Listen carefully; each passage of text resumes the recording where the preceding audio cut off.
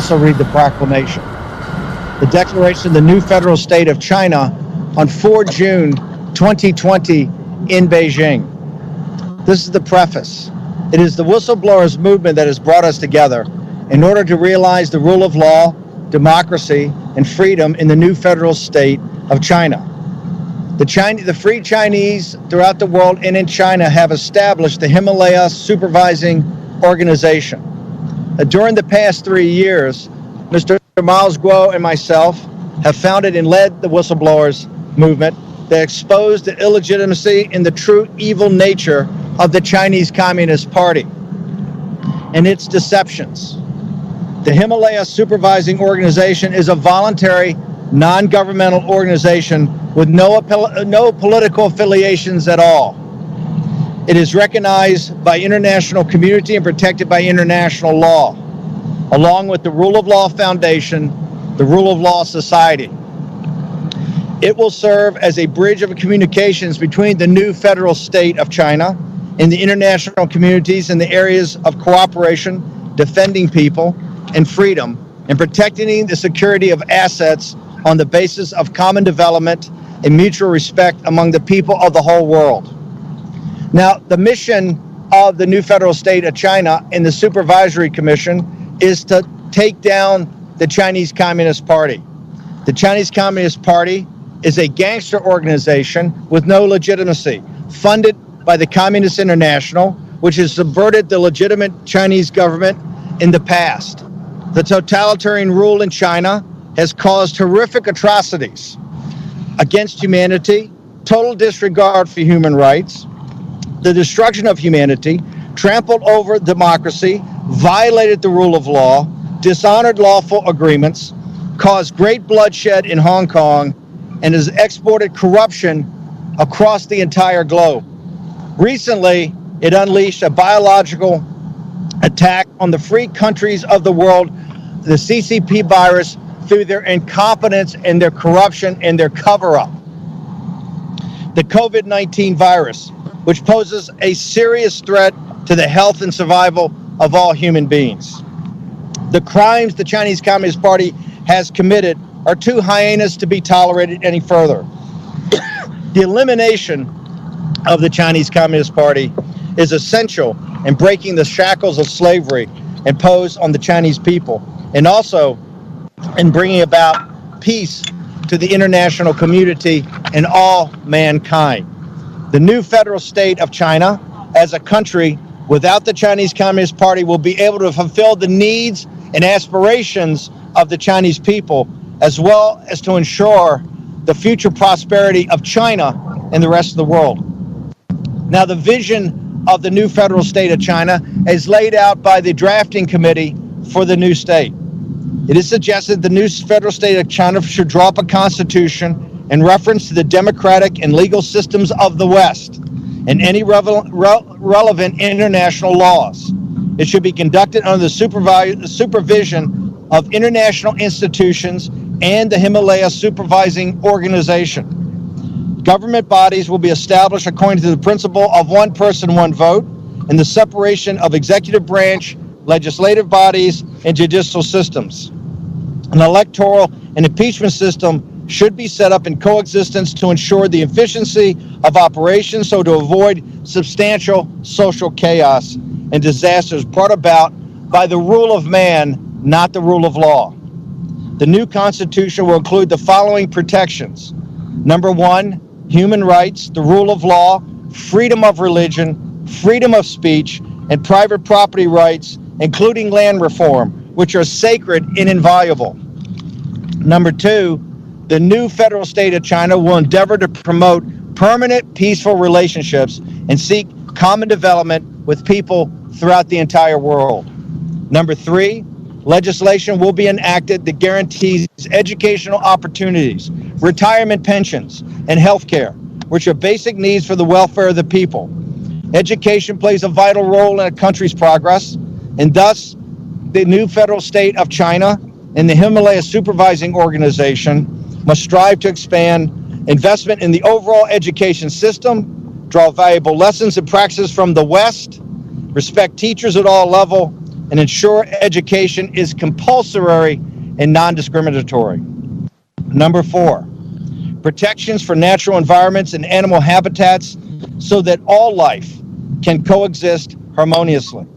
Number 5, regarding relationships with Hong Kong, Macau, Tibet, and other regions, the new federal state of China will promulgate a special autonomy ordinance as soon as possible and strictly enforce those rules. Taiwan should remain in its current status and enjoy expanded trade and steady development while achieving common prosperity with the new federal state of China and other cooperating regions. Number 6, the new federal state of China will immediately, upon its execution in Beijing, confiscate and recover all assets that have been plundered by the kleptocrats within the Chinese Communist Party and return that wealth to the Chinese people. I want to repeat this one for everyone watching in Beijing particularly, that the new federal state of China will confiscate immediately and recover all assets that were plundered by the kleptocrats within the Chinese Communist Party and return that wealth immediately to the Chinese people. Number 7, they will grant amnesty to all prisoners after the establishment of the new federal state of China, except for criminals who have committed capital murder or crimes against humanity. Now, the mission of the Himalaya Supervisory Organization in this interim process. At the time of this announcement of the establishment of the new federal state of China, the Himalaya Supervisory Organization solemnly pledges, in view of the fact that the Chinese Communist Party still holds the state power to exercise various methods of extreme control over the innocent people of China, the Himalaya Supervising Organization will make all preparations for the formation of the federal state of China with outreach efforts. It will actively liaison with various countries, political parties, associations, international bodies, and international friends and colleagues, supporting the establishment of the new federal state of China and coordinate relationships between the interim government. It will guide and assist the preparation of the new government and ensure the smooth, effective, and steady progress of the preparation of the new federal state of China. The Himalaya Supervisory Organization will collaborate with international supervisory organizations to oversee the operations of the new federal state of China according to the law. The Himalaya Supervisory Organization complies with both international law and the laws made by the new federal state of China and accepts strict supervision from relevant international legal institutions. Mr. Milesguo is the leader of the whistleblower movement. Mr. Kyle Bass is the Rule of Law Foundation chairman. I am the Rule of Law Society chairman, and there will be many others named to the supervisory committee in the immediate future. I want to talk about some of the appendixes to this proclamation. One is the Himalaya Supervisory Organization. The founding principles of the Himalaya Supervising Organization are defending the security, wealth, freedom, and dignity of the Chinese people, together with the international community, safeguarding the future of the Chinese people, and contributing to the peace of the new federal state of China and the world in the next millennium. Himalaya stands for democracy, rule of law, and freedom of people in China. Established on the basics of the Rule of Law Foundation, the Rule of Law Society, the Himalaya Supervisory Organization is a non-governmental organization that has substantial legitimate, composed of designated personnel, and protected by international law.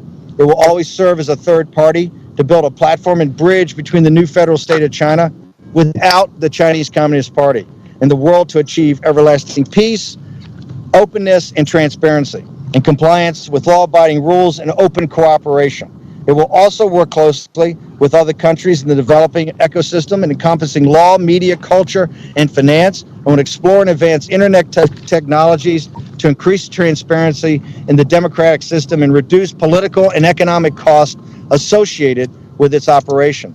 As a nonprofit organization based overseas, the Himalaya Supervising Organization will be bound by stringent regulations ratified jointly by the United States and the new federal state of China government when elected, wherein penalty mechanisms will be established in order to guarantee a long-lasting, effective, transparent, and just supervision of the democracy, freedom, and rule of law in the new federal state of China.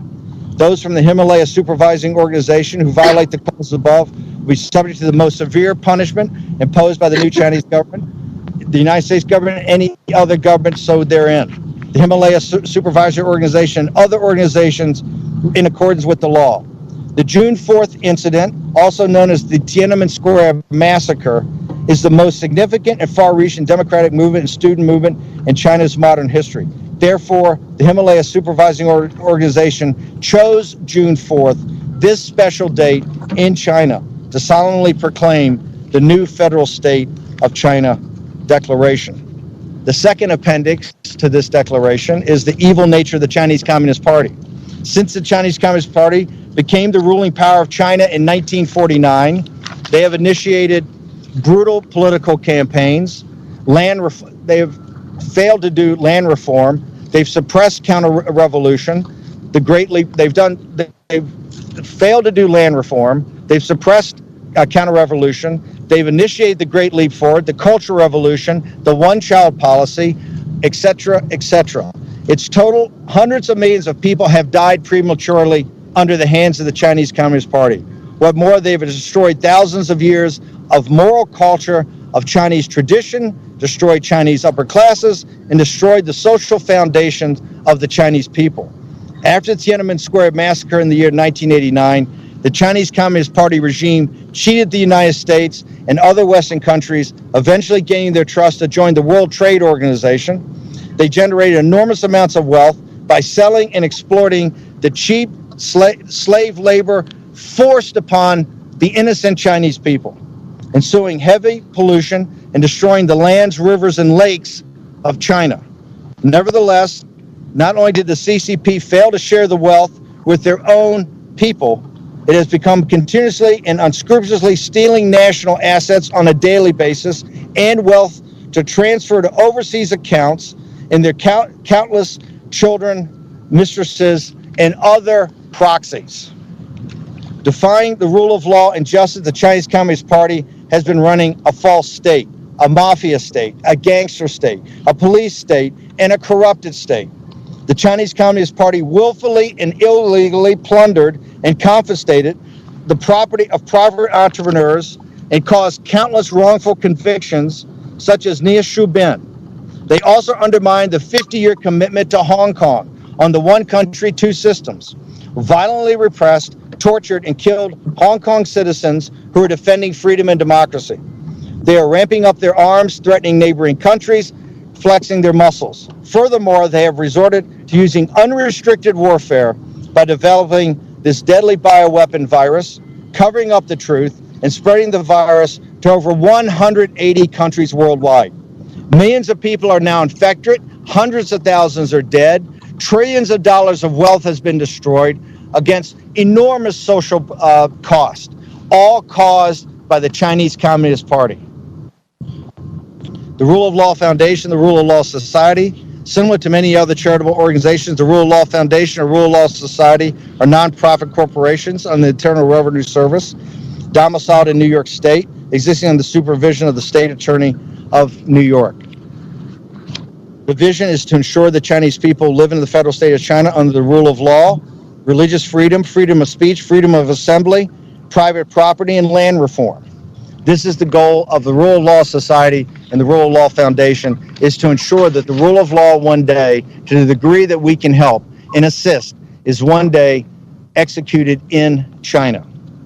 Its mission is to expose the corruption and illegal practices of the Chinese Communist Party, the political, legal, commercial, and financial systems under Chinese Communist Party one-state rule, and to supervise and expose all kinds, numerous illegal activities that take place in the Commonwealth of China. The new federal state of China, the new government, the new constitution, under the supervision and advocacy of the Himalaya Supervising Organization, the new federal state of China will be a land without the Chinese Communist Party. It is the single mandate of the federal state of China with the Himalaya Supervising Organization to rid the Chinese Communist Party from its dictatorship over the Chinese people.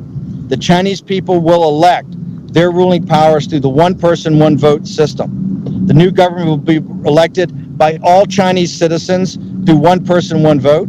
All citizens have the right to form political parties to take part in the elections, and any political party must be supported by legitimate votes to be eligible to participate in a national level election. A new constitution and set of laws will be based on Western laws, including British common law and law in the United States and the United States case law, and will be voted on by referendum. The Constitution will be defined and limit the government's rights and functions while simultaneously protecting citizens' rights and interests. Number two is to establish a modern government with separation of powers. The executive branch, the legislative branch, the judicial branch are kept separate to ensure checks and balances. The government shall be elected through one person, one vote, and be free of control or manipulation by any political party or leader of any interest group. The government and physical parties shall be open and transparent to the entire public and all citizens of China and subject to direct supervision. Financial disclosures from the government officials is mandatory.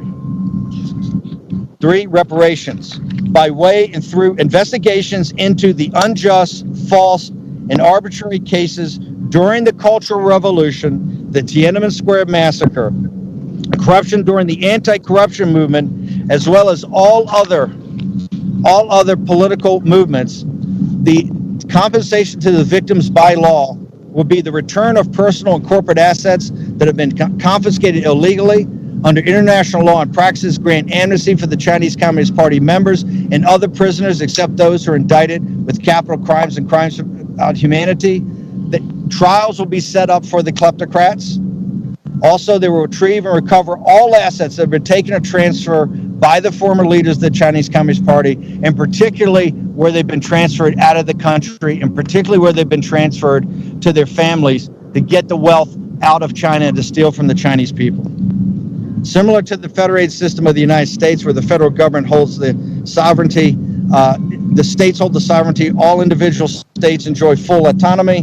The new government, Hong Kong, Macau, and Tibet shall enjoy solemn and independent autonomy under the federal government, while Taiwan will be able to continuously enjoy its current political status and system. To further learn from the British government in Hong Kong, before 1997, China will readopt aspects of the open and free social environment and social management systems. Hong Kong, Macau, Tibet shall be able to enjoy all government jurisdiction except for national defense. On the basis of never changing the status quo with regard to Taiwan, the future new government and the people of both sides on Taiwan Straits will vote together to make the decisions. This is further ensure that the peoples of Hong Kong manage and administer Hong Kong. I want to repeat that.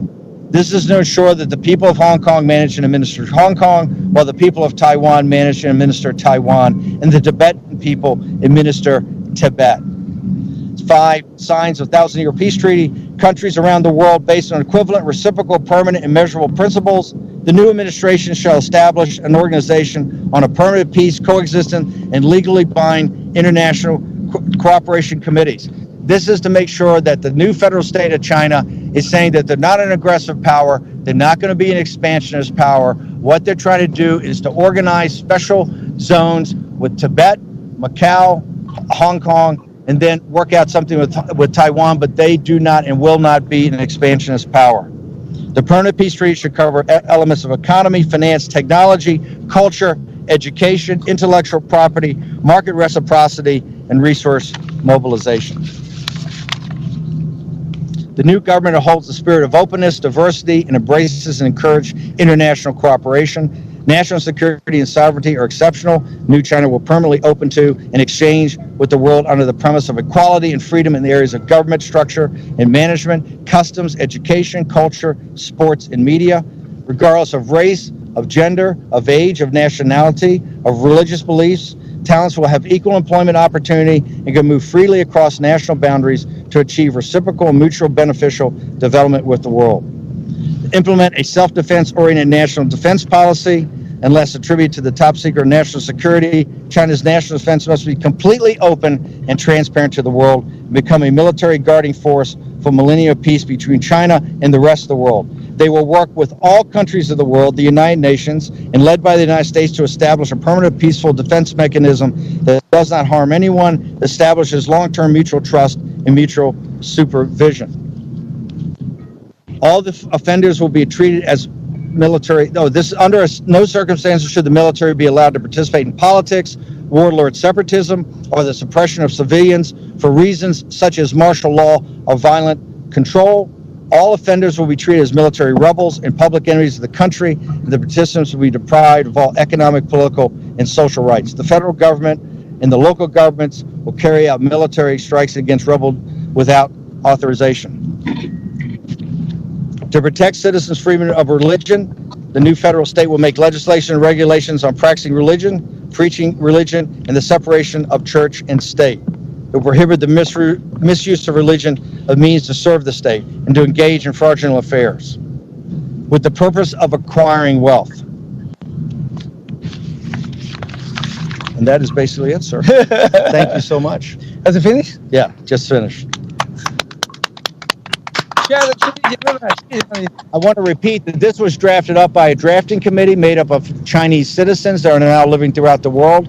They want their freedom and want freedom for their country. It's an extraordinary document. It's been worked on for 6 months by the Chinese, and I'm very honored to be asked to be an advisor to the Himalaya Supervisory Committee. Very honored that people put in so much time and so much effort, and this is the start of a new day in China. Thank you, sir. Thank you, Ms. Very moving. Thank you very much.